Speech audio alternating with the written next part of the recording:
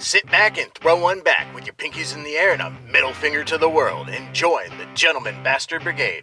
And me, the bubblegum chewing, sexy sock wearing pop culture guru that is the eclectic gentleman Stephen Watts, as we look back on this day in pro wrestling history. But before we do put that drink down, like, share, and subscribe. Now let's get it on. Let's get our wrestling history nerd on. It is January 2nd, the holidays are over, but the world keeps on a-spinning. Let's start off with the happy birthdays.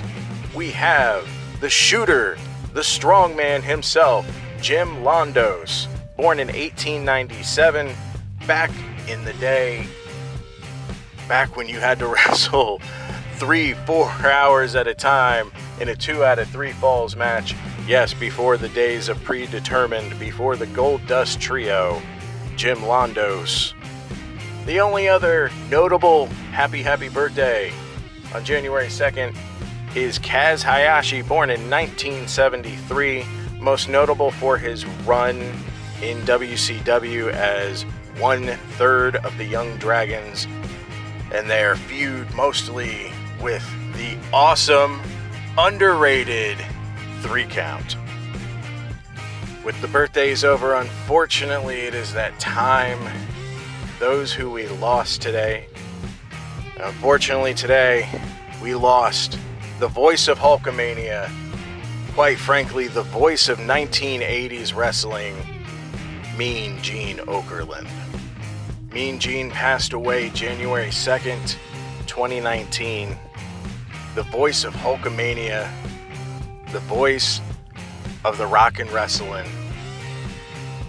What are your favorite memories of Mean Gene in all his eras? I've got 3 that just off the top of my head. That red blazer when he was in the AWA.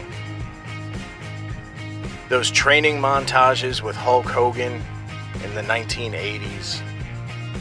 And then, of course, WCW and how he used to get so angry at Hulk Hogan post NWO.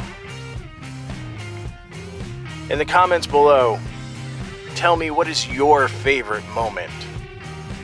What's your favorite memory of Mean Gene Okerlund? Enough of the sad and depressing stuff. Let's go ahead and see what else happened on this date in pro wrestling history. In 1988, the 14th Saturday night main event happened. It was actually filmed in early December, but didn't air until today in 1988. The main event saw Hulk Hogan pin King Kong Bundy with a leg drop. This was really the end of King Kong Bundy having a main event monster heel run.